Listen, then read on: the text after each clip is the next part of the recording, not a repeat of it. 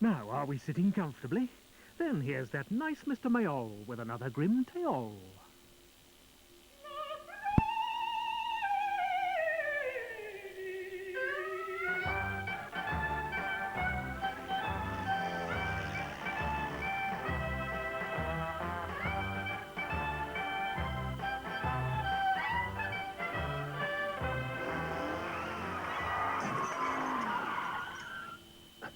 Hi. There was once an old king who had a daughter called Beryl, who was more beautiful than all the beautiful princesses in all the fairy tales ever. But Beryl was so spoilt and conceited, she was completely unbearable. So the king decided she should get married so she could go and live in someone else's house and leave him in peace. And he went to speak to her while she was lounging around in her emerald swimming pool that was filled with delicious lemonade. Swim, swim, swim, swim. Hello, Beryl, dear. Shut up, go away. Now, that's not very polite, is it, Beryl? So what? I'm a princess. I can do what I like. Well, Beryl, you'll like this idea. I've decided that you should get married. So tomorrow, all the royal and rich young men in the world are coming for you to choose from. Oh, no way, said Beryl. Get lost. Now listen, said the king, they're already invited, so that is that. Said Beryl, because she wasn't the nice sort of princess at all. And the next day, Beryl walked past the long row of kings, grand dukes, princes, earls, barons, rich merchants, and a bus conductor who was pretending to be important. Bing, bing. I know Lord Lichfield, you know. And Beryl was awful.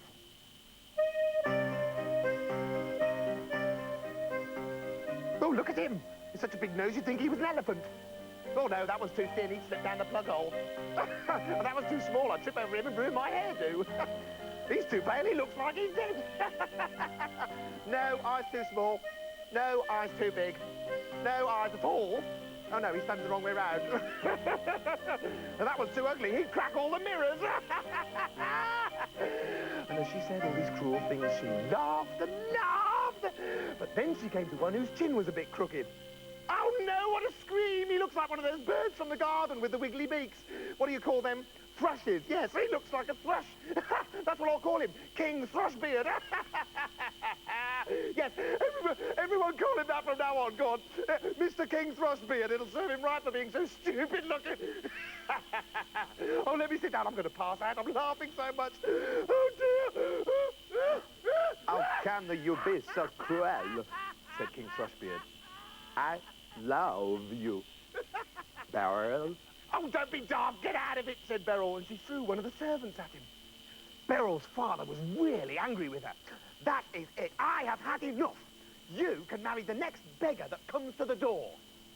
And at that very moment, they heard, "Let the light in the moonlight." And there was a poor beggar singing at the door. Oh, let him come in, the king said. I like a bit of music. And the beggar came in wearing dirty, raggedy clothes and sang before the old king and Princess Beryl. Thank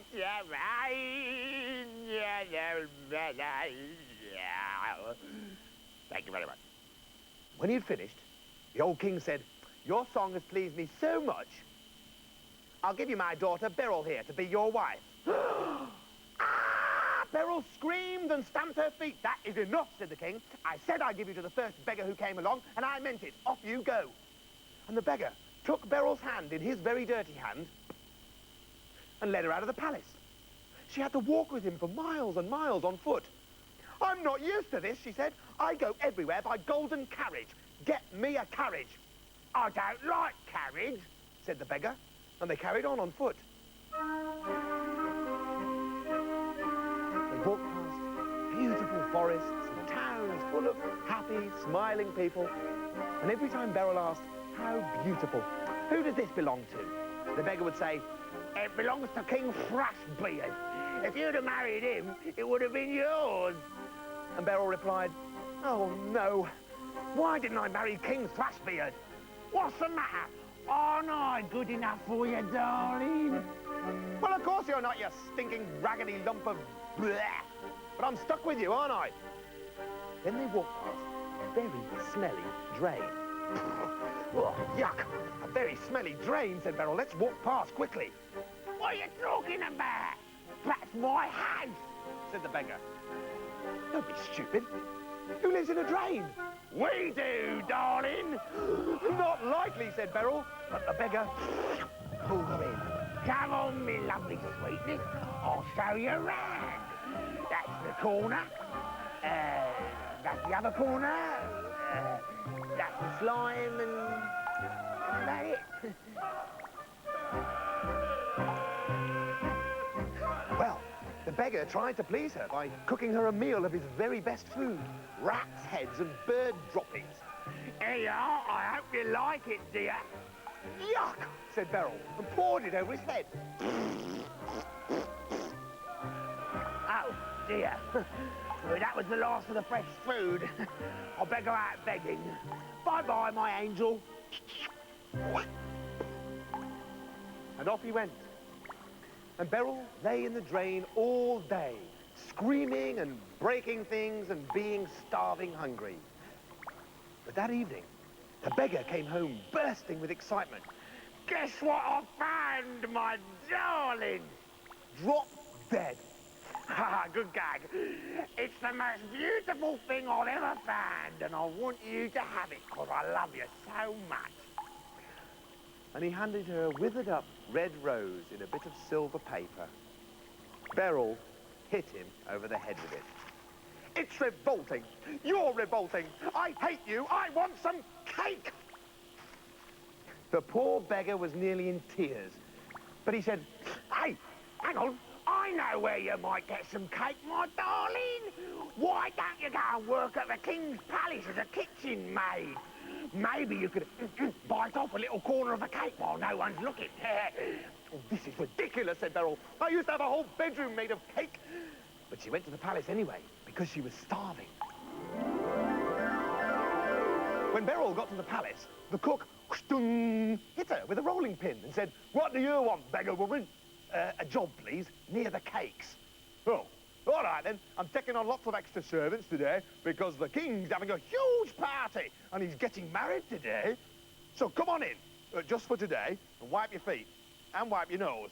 In fact, wipe all of you. You're disgusting. You look as if you've been down the drain. Well, come on then, get working. Well, in each pocket of her dress, Beryl fastened a glass jar, and she slipped little scraps and leftovers of food into the jars so that she could have a little feast when her work was finished. And in the evening, Beryl sneaked out of the kitchen when the cook wasn't looking and crept up the back staircase. She hid by the door to the king's ballroom and looked as his wedding guests started to arrive. Each one was more beautiful than the last, and they danced to splendid music, tripping about the floor in shoes made of diamonds and pearls. Well, it's no wonder they tripped.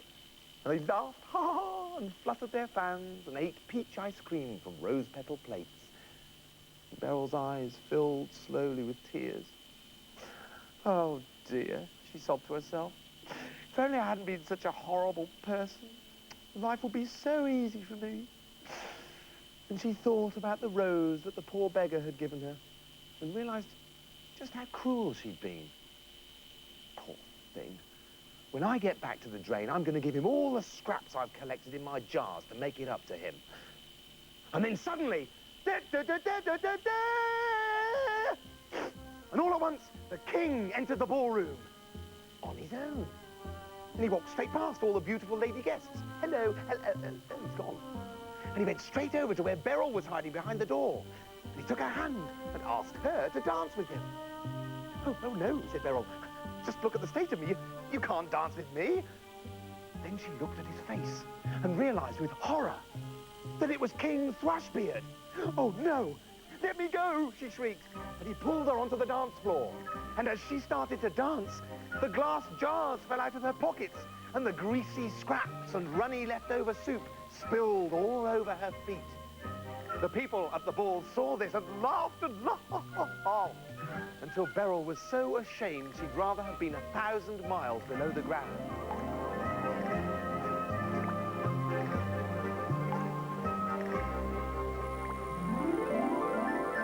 But King Thrushbeard kept hold of her hand and said to her kindly, Bella Beryl, I am a king now, but I am also the beggar who's been living with you in the drain. Watch. Hello, baby, it's me again. See, I can do that.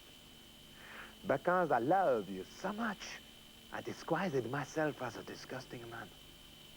I had to do those things to stop you being so cruel to people. Beryl wept bitterly. Oh, I know I was pretty horrible, but I'm not like that now. Shh, shh, shh, shh. I know you're not, said King Thrushbeard. Hey, I love you. You have such a beautiful eyes, such a beautiful name. You know what the Beryl means in Italian? It means wipe your nose on the carpet. Hey, but I still love you. And then the maids in waiting came and put the most splendid wedding dress on Beryl, and her father came with his whole court to see her get happily married to King Thrushbeard. And the wedding was the most wonderful the world had ever seen.